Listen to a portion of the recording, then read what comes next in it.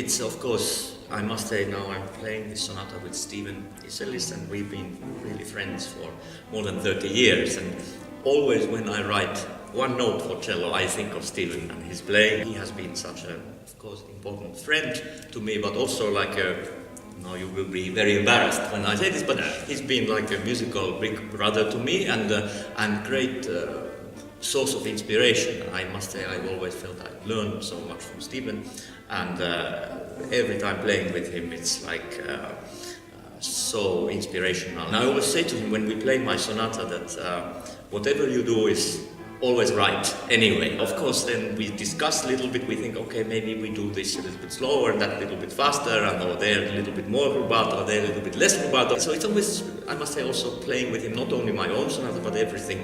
It's like a musical conversation. We discuss things with our instruments. Concerning the music, we discuss through our instruments. It's always a very special experience playing this piece with Steve.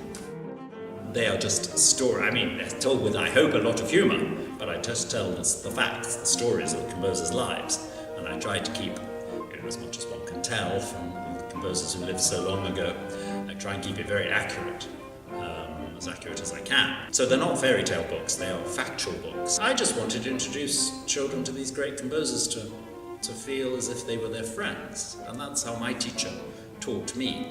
And when I played, say, Beethoven to her, she'd laugh, she'd just burst out laughing at his jokes. And then I'd see, yes, this is very funny, and I'd somehow feel closer to Beethoven. And then I wanted to read about his life. So, I don't think it's necessary to know about a composer's life to play their music, but it's nice, the more you know about a composer, the closer you feel to them.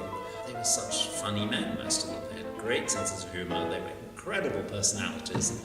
And so I thought, originally, actually, the first book was written for my son, because I knew he would enjoy. So it's just, so children become friends with Beethoven, no matter whatever happens in their lives as they grow up, Beethoven will always be there for them as a friend. Tchaikovsky was difficult because of all I had to say about him. That was probably the most difficult to write, because first of all, because of his love life, shall we call it, and secondly, because of his awful death.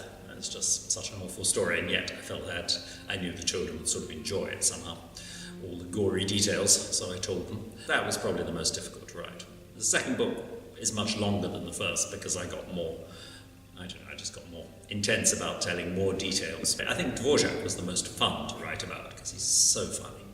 Well, I very much like the word musician. Paul Hindemith, the great composer, said, because he was also wonderful conductor actually, and then he played the viola originally, and he said that I'm a musician who composes, musician who conducts, musician who plays the viola. In the past, this was more the rule rather than the exception, that these different roles of a musician were not so separated. But anyway, of course, we have wonderful examples of people who are only pianists or only conductors or only composers. I'm not saying that's absolutely necessary, but I think what is important is interaction between composers and performers. And I mean, that is something that I think in our, let's say in the last 70, 80 years, it has been something that has been a little bit lacking in the music life. Musicians, performing musicians who don't know any living composers, or composers who really don't have so much contact with performing musicians, who more become like scientists working in their laboratory. It can be so tremendously inspiring for both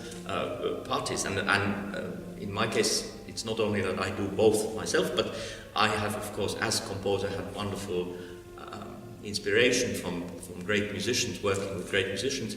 On the other hand, also I've been very fortunate to work with some of great composers of our time, especially Rodion Chagrin, the great Russian composer, or my teacher, Eino Juhani Rautavaara, or somebody like John Adams, for example. This interaction, I think, is something very important, very vital to our music life.